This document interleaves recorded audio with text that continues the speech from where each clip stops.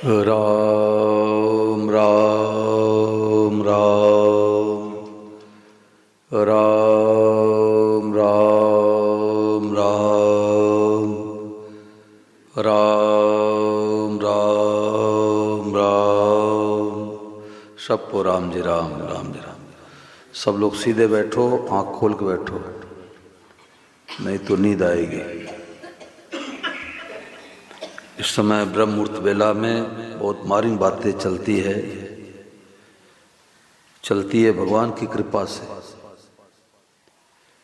जो आए हैं बहुत भाग्यशाली हैं। आए हैं तो ऐसे जीवन मुक्त महापुरुष की बातें कानों पड़ी है। महाराज जी ने कहा कि एक दो दिन के लिए कहीं जाते हैं तो कितनी व्यवस्था बनाते हैं, कहाँ रुकना है, कहाँ भोजन करना है। परंतु इस जन्म के बाद कि पूंजी हम लेकर के जा रहे हैं कि नहीं जा रहे हैं, उधर दृष्टि नहीं है।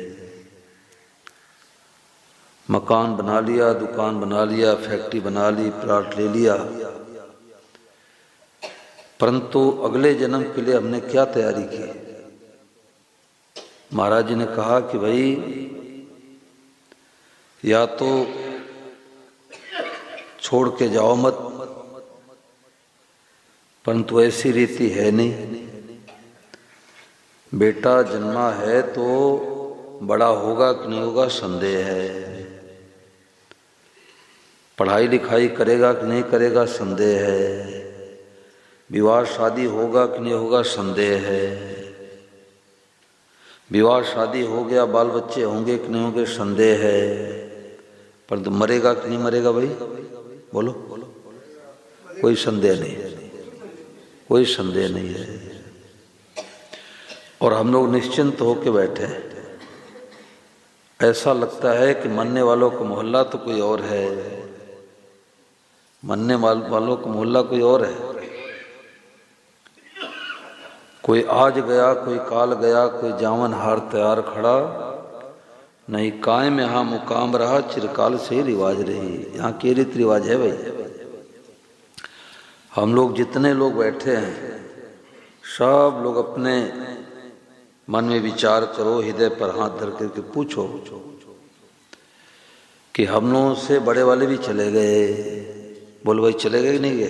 कई चले गए। और हम लोग उसके बराबर उम्र वाले भी चले गए, और हम लोगों से छोटे उम्र वाले भी चले गए। चलो बड़े तो गए, बराबर वाले गए, छोटे क्यों गए भाई? हम लोग तो मुफ्त में बैठे हैं। क्यों बैठे हैं? श्वास बाकी है, और कितना बाकी है कुछ पता नहीं। कितना श्वास बाकी है कुछ पता नहीं, कुछ पता नहीं।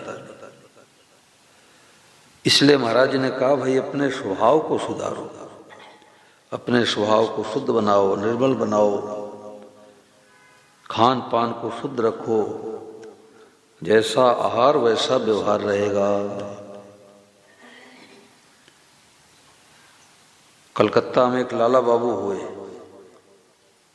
तो दही बेचने वाली आई, तो उन्होंने कहा कि हमारे को दही दे दे।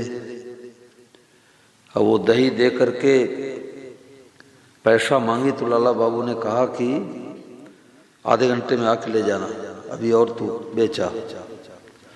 फिर आधे घंटे में आई तो अब लाला बाबू तो ग्राहकी में लगे थे, व्यापार में। उन्होंने कहा कि रुक जा, अभी 10 मिनट ठहर जा। फिर आधे घंटे बीत गया, तो जो दही बेचने वाली आई थी उसने कहा बाबूजी आर बेला ना है। अपने बंगला भाषा में बोला, कहा कि आर बेला ना, अब समय नहीं रहा, अब सूर्यास्त होने जा रहा है, अब समय नहीं रहा। लाला बाबू को बात लग गई। लाला बाबू को बात लग गई कि अब समय नहीं रहा, सूर्यास्त होने वाला है। उसने तो इशारा किया कि सूर्य भगवान अस्त होने जा रहे हैं, और लाला बाबू को बात हृदय में लग गई कि अब तो बुढ़ापा आ गया, अब तो सूर्यास्त होने वाला है। और वहाँ से वृंदावन आ गए वृंदावन में सुंदर मंदिर बनाया, पूरा जीवन भजन लगा दिया। भगवान कृपा करते हैं तो ऐसा भाव जगता है।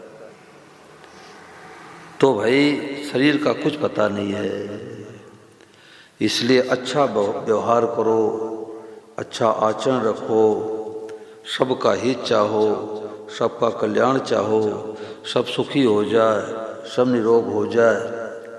ऐसा घटिया काम मत करो कि जाने के बाद लोग गाली निकाले। गाली निकाले तो समझ लो कि नरक में चला गया, और जाने के बाद लोग आंसू बहावे कि बहुत अच्छा आदमी था, नेक आदमी था, कथा करवाता था, सत्संग करवाता था, गौ माता की सेवा करता था, दीन दुखियों की सेवा करता था, आए गए अतिथियों की सेवा करता था, गरीब बालिकाओं की विवाह में सहयोग करता था, कोई बीमार हो जाता तो अपने गाड़ी बैठा के हॉस्पिटल ले जाता था, दो व्यक्ति आपस में लड़ते समझौता करा देता था, बहुत नेक आदमी था। हम लोग कैसे जिएंगे? तो समझ लो कि वो भगवान के धाम में चला गया। मनुष्य में हम चाहे तो स्वभाव को सुधार लें, और मनुष्य में चाहे स्वभाव को बिगाड़ ले। असली पूंजी धन नहीं है, असली पूंजी मकान दुकान प्लाट नहीं है, असली पूंजी है हमारा स्वभाव।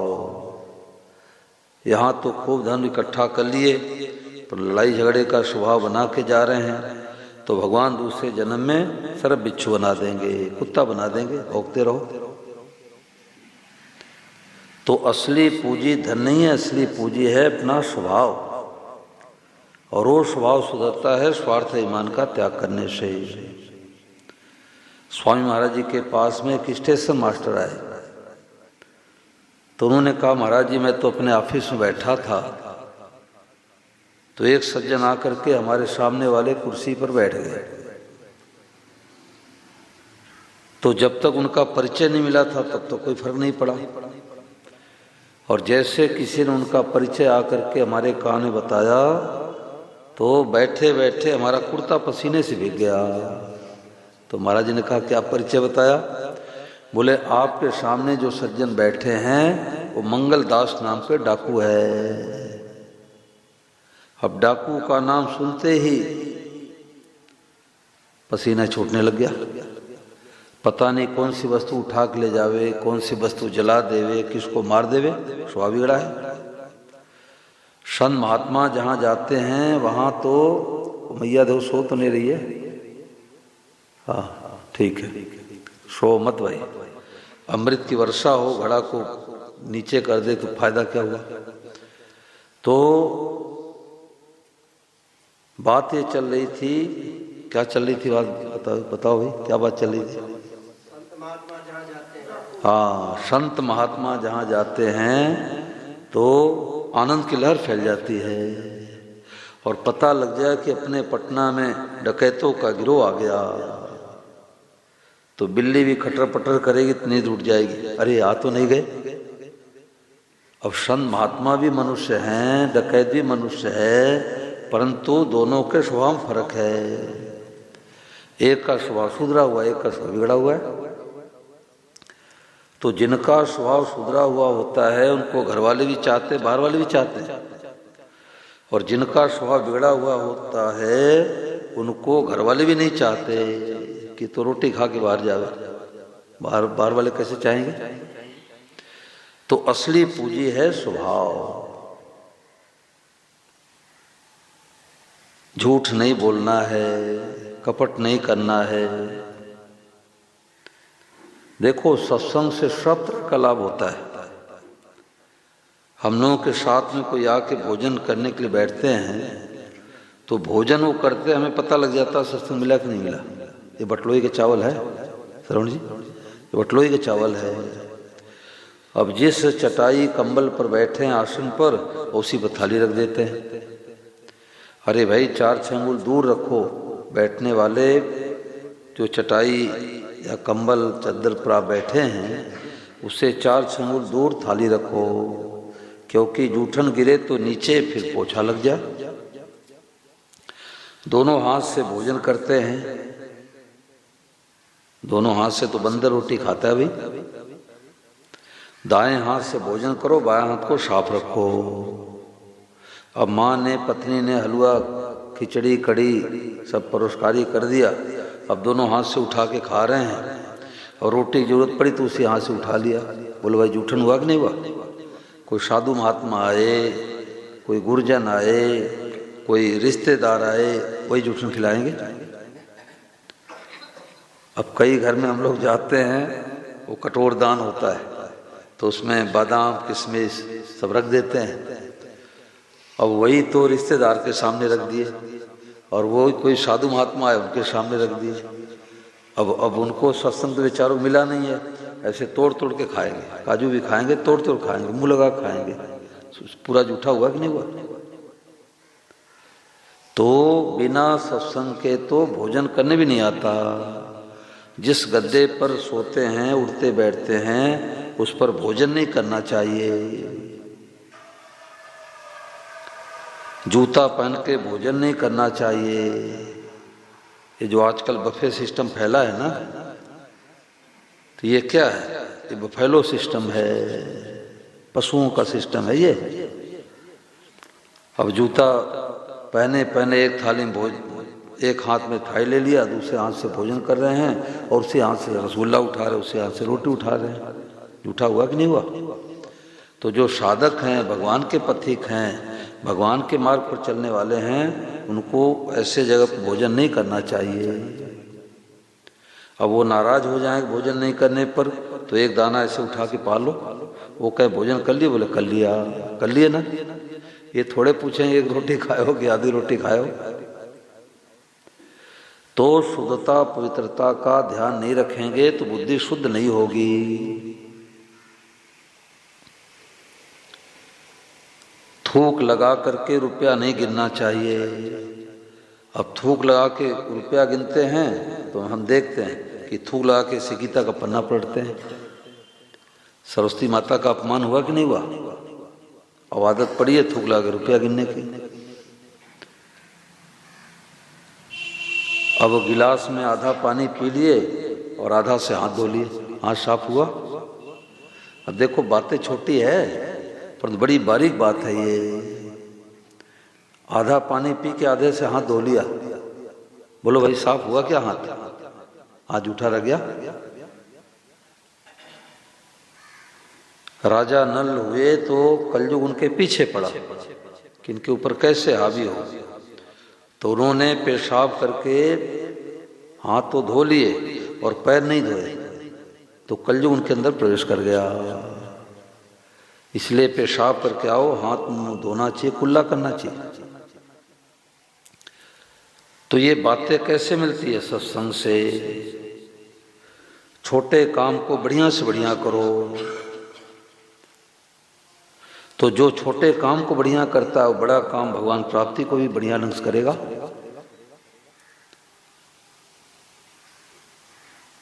सत्संग नहीं मिला है तो कहेगा कि कल मुजफ्फरपुर आऊँगा, मुजफ्फरपुर जाऊँगा।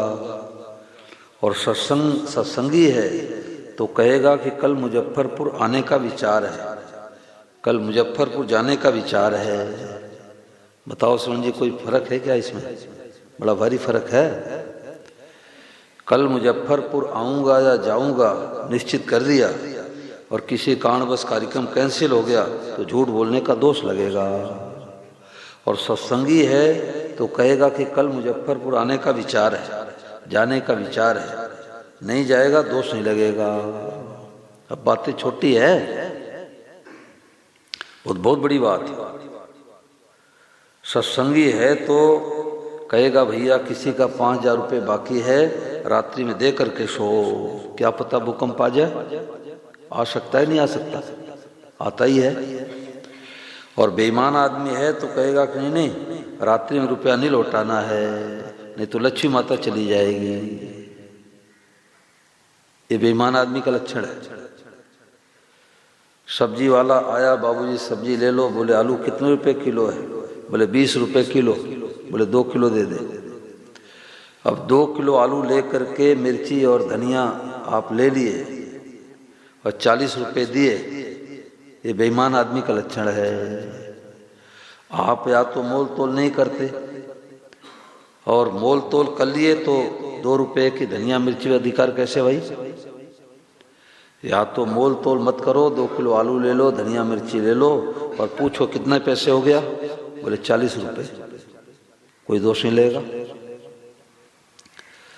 तो छोटी छोटी बातों पर जो ध्यान नहीं देते, तो क्यों नहीं देते? जीवन में सत्संग नहीं मिला। चाय भी नशा है। एक बार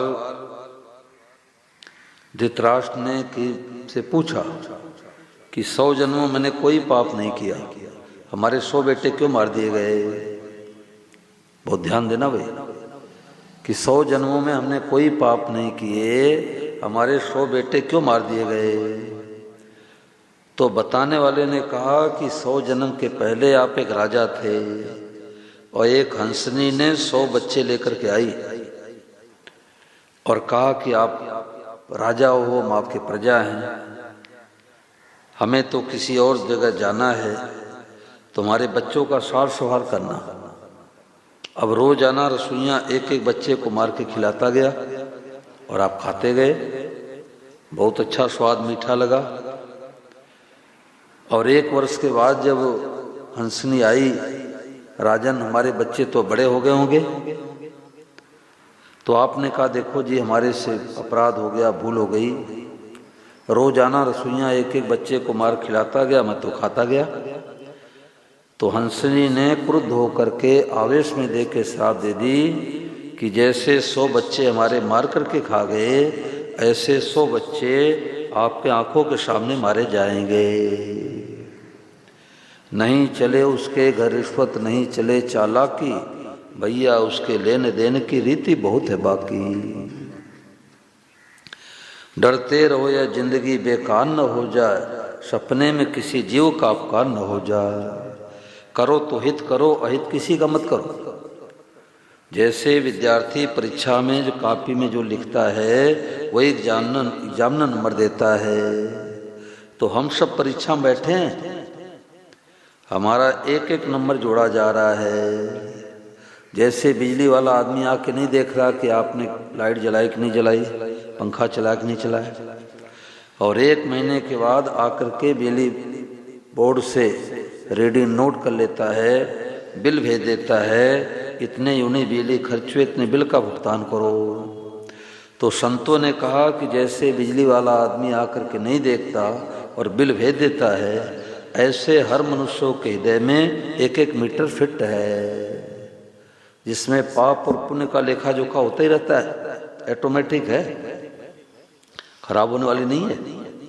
मीटर में तो कोई छेड़छाड़ कर दे तो कम ज्यादा भी हो सकता है, परंतु भीतर वाले मीटर में कोई छेड़छाड़ नहीं कर सकता, ऑटोमेटिक है भाई।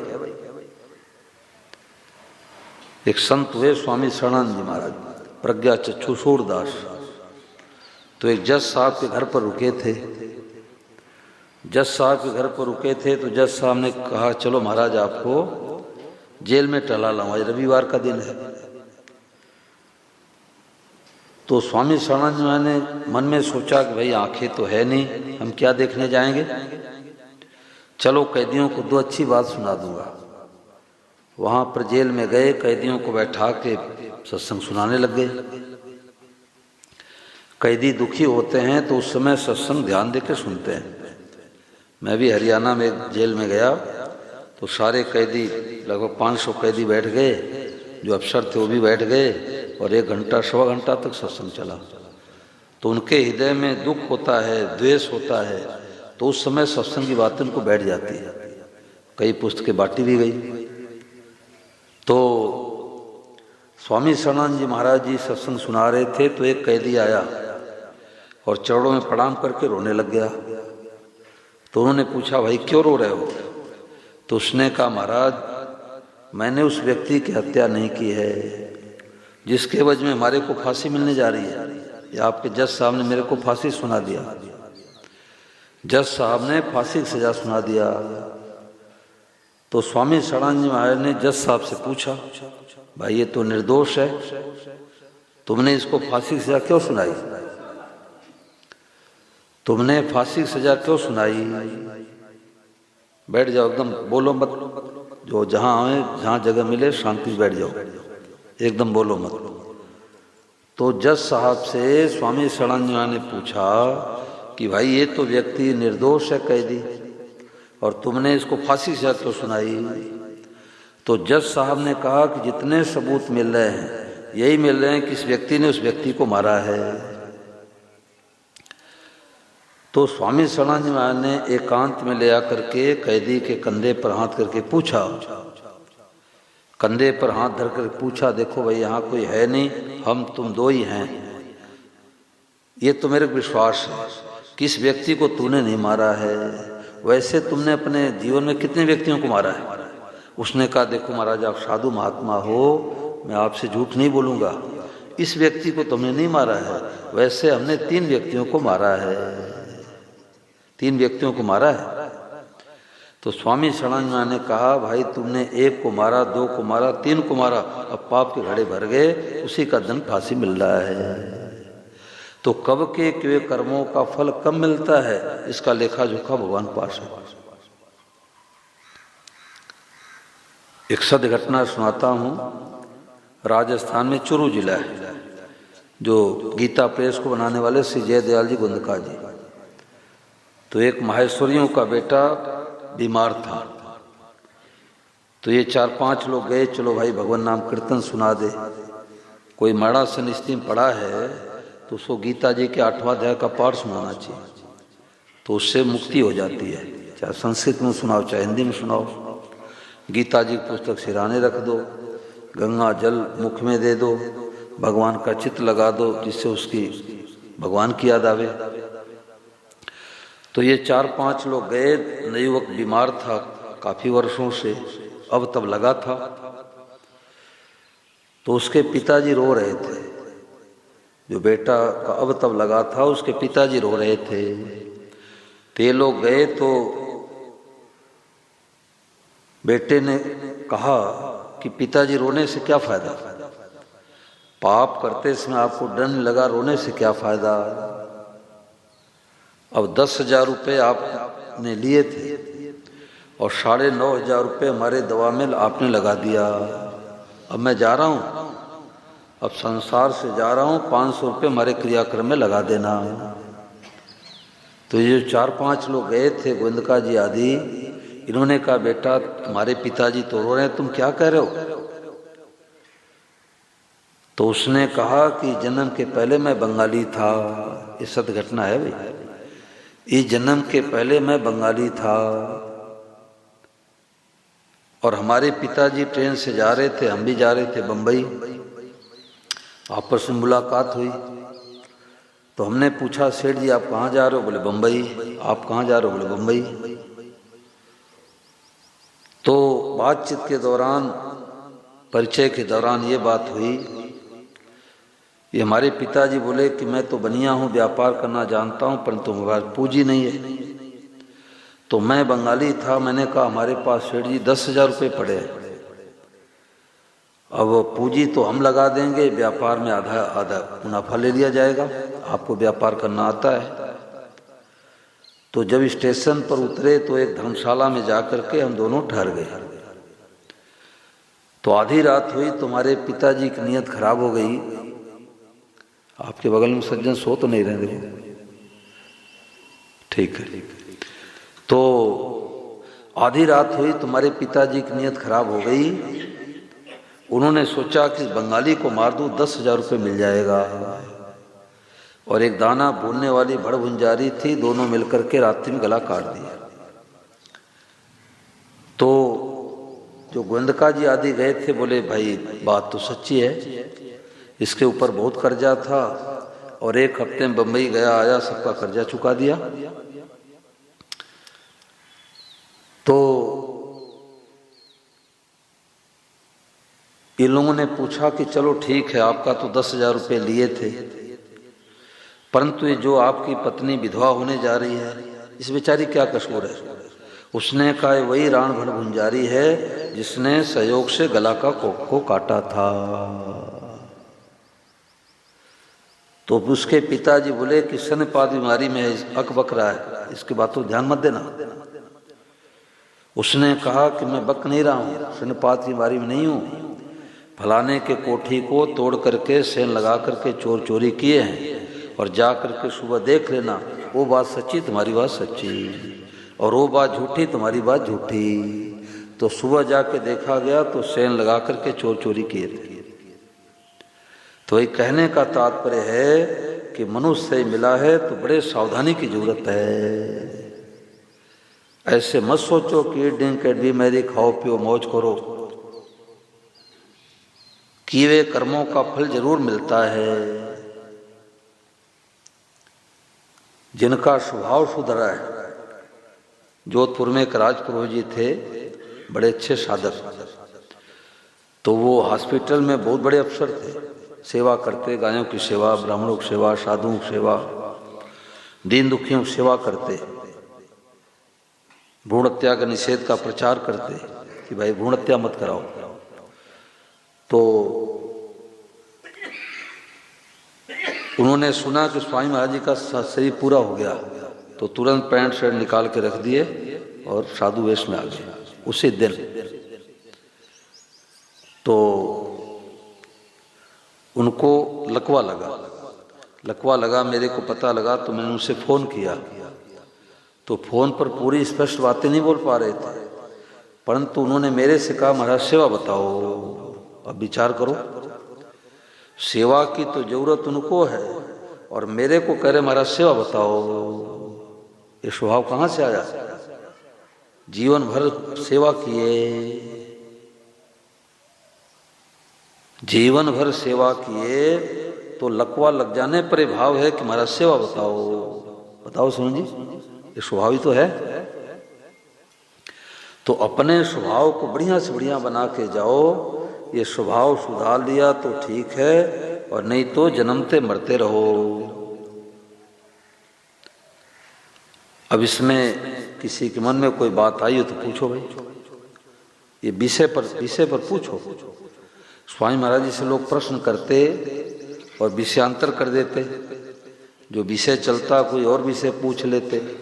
तो महाराज जी कहते कि यहाँ सोने की तौल चल रही है, सोने की ईंट तौल ली जा रही है, और मिट्टी के ईंट की बात करते हो, सोने की तौल चल रही है। तो जो ये विषय चला इसमें कोई बात पूछो। महाराज जी, आप बोले कि दुष्ट आदमी को घर में नहीं पूजा होता, बाहर में नहीं पूजा होता, पर दुष्ट आदमी दुष्ट में तो पूजा होता है। दुष्ट आदमी दुष्ट में तो उसका सम्मान मिलता है। नहीं, मैं समझा नहीं प्रश्न को। बता रहे हैं कि दुष्ट कोई है तो उसके घर में भी पूजा नहीं होती है, बाहर में पूजा चाहते हो, लेकिन जहाँ दुष्ट की संख्या है वहाँ की पूजा होती है। किसकी पूजा होती है? एक बोलो। बाहर में नहीं पूछा, लेकिन चोर के समाज में तो उसको चोर का सरदार होता है। चोर के सरदार की पूजा होती हो, हाँ, तो उसको ज्यादा दंड मिलेगा। वो चोरों का सरदार है तो उसको ज्यादा दंड मिलेगा। पूजा कहाँ होती है? वो तो डरते हैं, पुलिस से डरते हैं, नींद नहीं आती, उनके स्वास्थ्य जल्दी जल्दी खर्च होते, जल्दी मरना पड़ता है। हाँ नहीं, ठीक है। चोर डकैत जल्दी क्यों मार दिए जाते हैं? क्योंकि पुलिस का भी डर रहता है, सपने में उनको पुलिस दिखाई देती है, तो स्वास्थ्य जल्दी जल्दी खर्च होता है, वो तो भयभीत रहते हैं। वो मान बढ़ाई कौन सी मान बढ़ाई है? असली मान बढ़ाई तो जो संत महात्मा जिसको बड़ा बतावें, संत महात्मा श्रेष्ठ बताए वो बड़ा है, भगवान जिसको बताएं वो बड़ा है। झूठ कपड़े बेईमानी करने वाले को बड़ा कैसे बताएंगे? चोर चोर मौसेरे भाई, वही बताएंगे जो उसी में लिप्त है। वो बड़ाई टिकने वाली नहीं है। वो बड़ाई कब से है, कब तक रहेगी? विचार करो। हम जिस धन को लेकर के फूले नहीं समा रहे हैं, बेटा बेटी में फूले नहीं समा रहे हैं, वो कब से अपने हैं, कब तक रहेगा? विचार करो। जब धक्का लगता है तब पता लगता है वो हो मेरे तो साक्षात भगवान हैं। देखो, आपके पड़ोसी प्रदेश उत्तर प्रदेश घटना सुना रहा हूँ। एक बहन के पति मिलिट्री में थे, तो 3 छोटे छोटे बेटे, और जो मलेट्टी में थे तो रस्से पर ऊपर चढ़ रहे थे, ट्रेनिंग दिलाते रहते हैं। तो बहुत ऊंचाई पर गए तो रस्सा कमजोर था, टूट गया, छाती में चोट लगी, 5-6 महीने के अंदर सही पूरा हो गया। अब गांव की बहन 1-2 तक साथ पढ़ी लिखी, छोटे छोटे बच्चे। तो स्वामी महाराज जी वो अपने पीहर में गई भाई के घर पर, तो दुखी तो थी, ऐसे महाराज जी पुस्तक कोई उसको मिल गई, स्वामी राम सुखदास महाराज पुस्तक मिल गई। तो अक्षर बैठा बैठा के पढ़ने लगी, तो पढ़ते शांति मिली। ये स्वामी महाराज पुस्तक विशेषता है कि कोई सा भी पेज, कोई भी पुस्तक का कोई सा भी पेज खोलो तो ऐसा लगेगा कि महाराज जी हमारे लिए लिख रहे हैं, महाराज जी हमारे लिए कह रहे हैं। तो पढ़ते उसको शांति मिली। ये बहन को जगाओ दो, सो रही। तो पढ़ते शांति मिली। हमारी सब जगह दृष्टि रहती है भाई कोई सो मत, तो पढ़ते उसको शांति मिली। तो उसने अपने भाई से कहा भैया पुस्तक से बड़ी शांति मिली, इस पुस्तक में लेके जाऊंगी। तो उसके भाई ऋषिकेश में महाराज जी पास आया जाया करते थे। तो उन्होंने कहा कि बहने बड़े उच्च कोटि के महापुरुष हुए, संत हुए हैं, इनकी तो पुस्तकें पढ़ना बहुत शांति मिलेगी। तो 1-2 पुस्तक लेके आई, पढ़ने लग गई। गर्मी के दिनों में उसके भाई ऋषिकेश आया जाया करते थे, तो अपने सासू को साथ में लेके भाई के साथ में आई और लगभग 16-18 दिन उसने सत्संग सुना। तो जाते जाते एक बात उसने कही, वो बात मैं बताने जा रहा हूँ। उसने कहा कि हमारे को तो ये बुढ़ऊ स्वामी जी ने जिला दिया। गांव की भाषा में उसने कहा कि हमारे को बूढ़े स्वामी जी ने जिला दिया, नहीं तो मैं चिंता करते करते मर जाती। तो ये कोई भगवान की बड़ी भारी विशेष कृपा हुई है जो परम श्रद्धेय स्वामी महाराज जी को पुस्तकें मिल रही है। ये साधारण बात नहीं है। हमें भी कुछ पता नहीं था। आज के लगभग 36 साल पहले कोई कलकत्ता से लाके पुस्तक दिए, 3-4 तो अखंड ज्योति और एक छोटी सी महाराज जी पुस्तक। मेरे कुछ पता नहीं था महाराज जी कौन है कि नहीं है। तो अखंड ज्योति ऐसे पढ़ के मैं रख दिया शांति कुंज वालों का। और जब महाराज जी पुस्तक पढ़ा तो महाराज जी ने कहा कि अनुकूलता भगवान की दया है और प्रतिकूलता भगवान की कृपा है। यानी सुखदायी परिस्थिति में भगवान की दया है, दुखदायी परिस्थिति में भगवान की कृपा है। तो आधी बात तो समझ आ गई कि अनुकूलता में भगवान की दया है, सुखदायी परिस्थिति में दया है। बेटा जन्मे, पोता जन्मे, मकान बने, दुकान बने, प्लाट ले में, भगवान की दया है। घाटा लग जाए, अपमान हो जाए, निंदा हो जाए, इसमें कौन सी कृपा है। तो मैंने सोचा इस महात्मा मर जाते उसके बाद तो उसकी छपती है, उल्टी धारणा बैठी थी।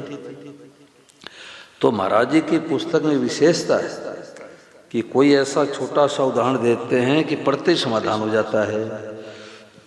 तो महाराज जी ने आगे क्या समाधान दिया कि जैसे कोई बच्चा खेल रहा हो और किसी माँ के हृदय में दया उमड़े कि आज रविवार का दिन है, बच्चा खेलने चला गया, कुछ खाया पिया नहीं, खराई हो जाएगा, बीमार पड़ जाएगा। तो माँ से रहा नहीं जाता। माँ क्या करती, लड्डू लेके जाती है और देखती है कई बच्चे खेल रहे हैं। तो माँ के हृदय में संसार में सबसे बड़ी दया होती है, भगवान के बाद माँ का ही नंबर आता है। तो अब क्या करती है कि आधा लड्डू फोड़ के तो अपने बेटे को देती है और आधे लड्डू में फोड़ फोड़ के सब बच्चों को पकड़ा देती है। परंतु यदि सब बच्चे उदंडता करे, थप्पड़ किसको लगाएगी भाई, बोलो किसको लगाएगी, अपने को लगाएगी। बहुत बढ़िया, अपने को लगाएगी। दूसरे को लगावे तो लड़ाई होने लग जाए। तू मेरे बेटे को थप्पड़ लगाने वाली कौन होती है, यही बात लग गई। मैंने कहा तो बात बिल्कुल सच्ची है। तो आप लोगों को तो इतनी पुस्तकें मिल रही है। मैं तो 300 लगभग किलोमीटर दूर गया पता लगाने के लिए, गोरखपुर लगभग 300 किलोमीटर दूर पता लगाने के लिए गया। उसमें फोन की व्यवस्था थी नहीं। पता लगाने के लिए गया कि स्वामी महाराज कौन हैं, कहाँ के रहने वाले हैं कि नहीं हैं। तो उन्होंने कहा भाई राजस्थान का शरीर, बड़े वृद्ध हो गए हैं, कभी कभी काशी वाराणसी में आते हैं। फिर मैं अब लगभग 1200 किलोमीटर दूर ऋषिकेश गया, महाराज जी का दर्शन किया, सत्संग किया। तो कहने का तात्पर्य है कि भाई जो ये बातें मिल रही है ये भगवान की विशुद्ध कृपा है, ये कोई अपने हाथ की बात नहीं है। बिना भगवान कृपा की ऐसी बातें सुनने को भी नहीं मिलती, कहने को नहीं मिलती। और ये जो वासुदेव स्वरूप की बातें मिल रही है कि सब रूपम भगवान को देख के भगवते नमः कहो, ये तो ये स्वामी महाराज जी के विश्वविद्यालय में बातें मिलेगी भाई, और जगह बातें नहीं मिलेगी। और जगह तो ये बातें मिलेगी कि गुरु ब्रह्मा गुरु विष्णु गुरु देव महेश्वर गुरु साक्षात परम ब्रह्मा, ये तो बात मिल जाएगी। परंतु स्वामी महाराज कहते हैं गुरु भी भगवान है, चेला भी भगवान है, कुत्ता भी भगवान है, बिल्ली भगवान है, सब रूपम भगवान है। केवल गुरु ही भगवान क्यों है? सब रूपम भगवान है। तो ये मामूली बात नहीं है, सबसे सरल सबसे श्रेष्ठ बात और स्वभाव सुधारने का सबसे बढ़िया तरीका कि भाई सब रूपम भगवान हैं। अब किसी को दुख नहीं देंगे, किसी गाली नहीं देंगे, किसी का अपमान नहीं करेंगे। जैसे सावन महीने में अवच्छ वच्छन नहीं करते, ऐसे 12 महीने में नहीं करेंगे। भगवान है भाई, ये बात है। आज पूरे विश्व में सब अपने अपने धर्म के प्रति समर्पित है, आपको कट्टरता बढ़ रही है। हाँ, और वो मानवता घट रहा है, फिर ये परिवर्तन कैसे आएगा? दिल्ली में स्वामी महाराज जी का सत्संग चल रहा था, तो श्रवण जी दिल्ली में सत्संग चल रहा था, तो भ्रूण हत्या के निषेध पर महाराज जी बहुत जोर देते थे कि भाई उस घर का एक गिलास पानी मेरे को मत पिलाना जिस घर में भ्रूण हत्या की गई हो, घर में बेटा बेटी मार दिए गए हो। महाराज जी इस विषय पर बहुत बोलते थे, आज के 60 साल पहले से। फिर सरकार ने चेता, अब तो कुछ रोक लगा है, तो 12-15 पत्रकार आए। तो एक पत्रकार ने स्वामी महाराज से प्रश्न किया कि महाराज इतनी कथाएं हो रही है, गली गली में सत्संग हो रहा है, कथा हो रही है, परंतु जितना लाभ होना चाहिए उतना लाभ क्यों नहीं होता? तो स्वामी महाराज ने 2 टुक में जवाब दिया कि श्रोता वक्ता दोनों नकली है, दोनों नकली हैं। हम तो पहले फीस कर लेंगे, हमें 5 लाख रुपए चाहिए और 40 थालियां लगा देंगे, रुपया लाओ रुपया। आज बामन अवतार रुपया लाओ, आज कन्हैया जन्म में खूब नाचो रुपया लाओ, रुक्मणी का विवाह है तो माताएं उदार हृदय होती हैं, साड़ियों का ढेर लगा देती है। अब लाभ कैसे होगा? तो गुरु लोभी शिष्य लालची दोनों खेले दाव और दोनों डूबे परशुराम बैठ पत्थर की नाव। पत्थर के नौका जो ही बैठते हैं डूबने वाले होते हैं, तो हम तो लेकर के राजी होते हैं और कराने वाले सोचते हैं कि हमारा नाम हो जाए, टेलीविजन हमारा नाम आ जाए। अब लाभ कैसे होगा? 2 ठगों में ठगाई कैसे होगी? बोलो। तो असली बातें मिलती नहीं है। तो ये भगवान कृपा है, हमारे ऊपर भी कृपा है, आपके ऊपर भी कृपा है, जो स्वामी महाराज जी की ऐसी 24 कैरेट सोना की बात मिल रही है। नहीं तो जैसे आप व्यापार करते हो वैसे हम भी व्यापार करते हैं, रुपया लाओ रुपया लाओ रुपया लाओ। ईमानदारी सच्चाई से व्यापार करना भी भजन हो गया, और रुपये का उद्देश्य लगा वो लेकर के कथा सत्संग करे तो व्यापार हो गया। अब लाभ कैसे होगा? ये बात है। बोलो गिरधर गोपाल की। चलो सब 10-15 मिनट के लिए प्रभात फेरी में चलते हैं। आज ही प्रभात फेरी लेंगे, कल का प्रभात फेरी अभी ये निकाल देंगे और एक